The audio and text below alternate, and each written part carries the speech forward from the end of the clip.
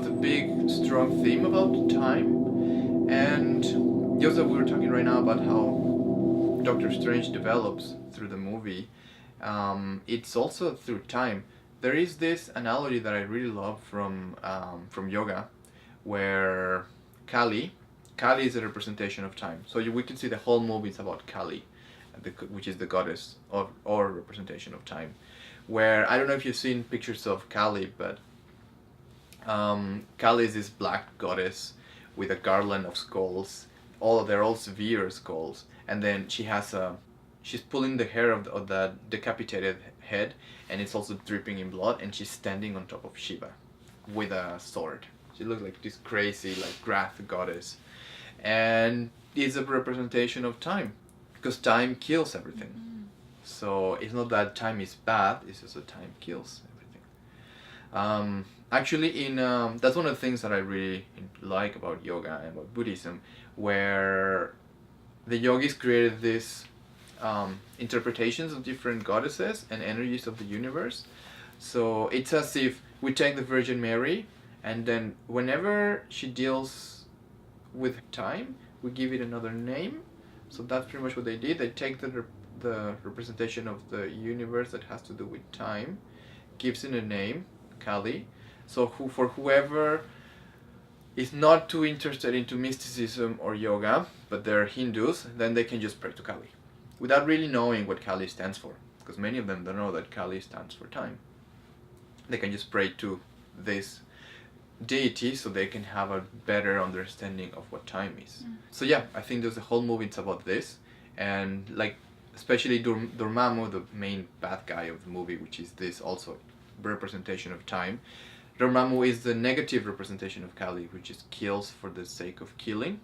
It's part of the Divine Mother, but the Divine Mother who just gets rid of stuff. Where I was going with this is that there is an analogy where we as human beings, if we, let's say all human beings are like little ants or little tiny humans on the floor, and then Kali comes in the back brooming, and the ones that are running ahead and like very into their own spiritual and personal development, they're running ahead, they won't really get hit from Kali as much.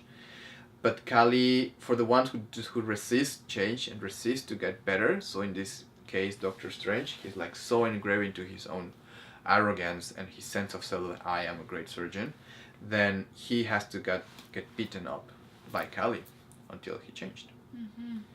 So and that could symbolize his hands. Did you think that's what, like, why he got the injury? Yeah. Yeah. The one reason he gets his injury is that he was not growing anymore, and life in this, like the representation of time, of God, of God or of the goddess Kali, is that he had to change. There was no other way. He was pushed because he didn't want to do it willingly. Right? Yeah. Yeah. Which is also another of the ways many. Also, we're going to be talking about in another video about Iron Fist, which is another Marvel character.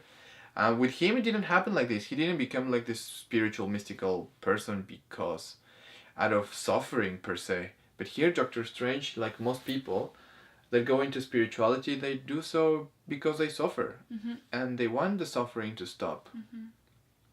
And so he's lost most of his wealth. He's lost his sense of self. People and his colleagues they think he's just going mad, and he just wants to stop his suffering. So he goes into spirituality, also at the beginning not knowing there is spirituality, just because he wants to fix his hands. Then he goes into it out of his own pain.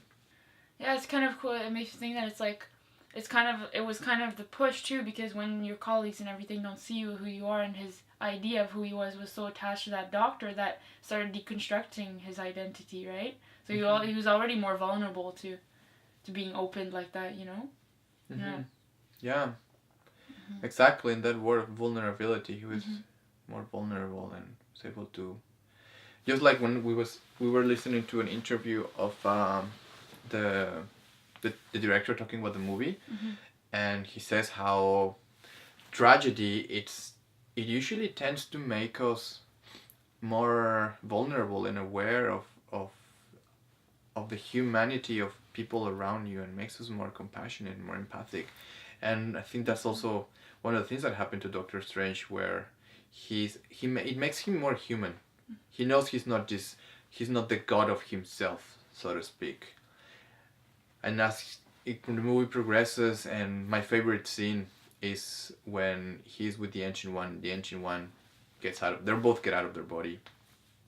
Which, by the way, it's I see it as a homage to near-death experiences, where I have another video talking about near-death experiences, but here for the moment, it's just, one of the first thing that happens when we have a near-death experience is that we get out of the body.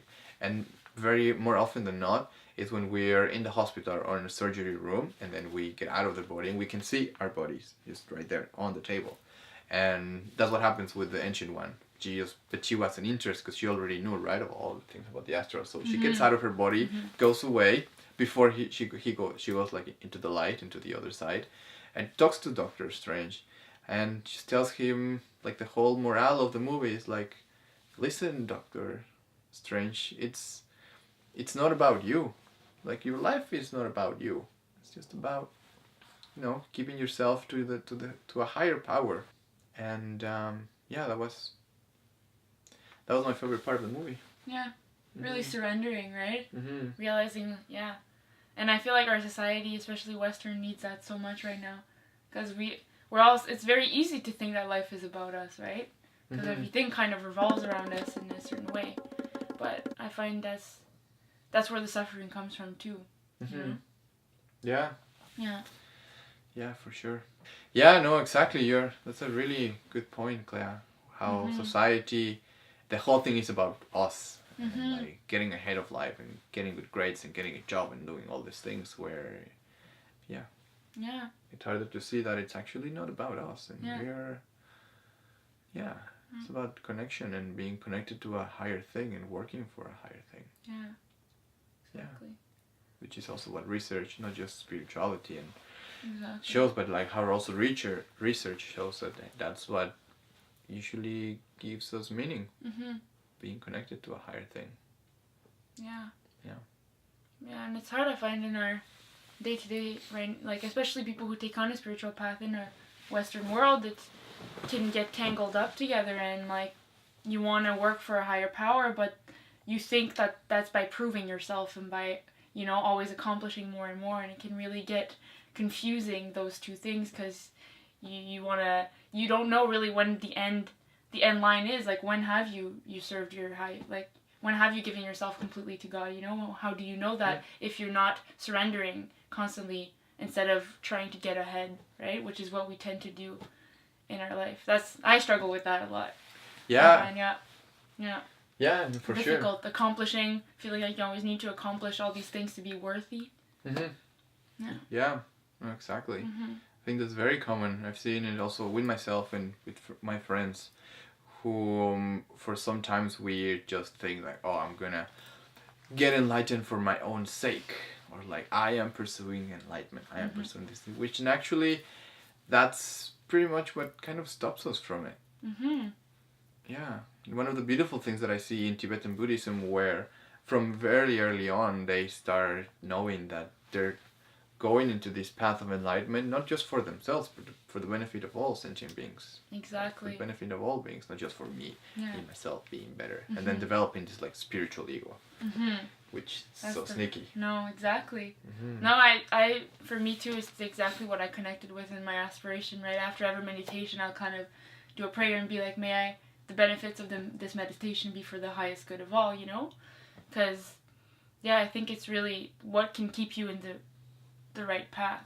But I find I don't think it's just for women, but I find for me too, it's kind of like you'll gravitate between the two extremes, like the one where it's too egotistical, where it's too much about you, and then the other one where it's like I'll feel this huge pressure to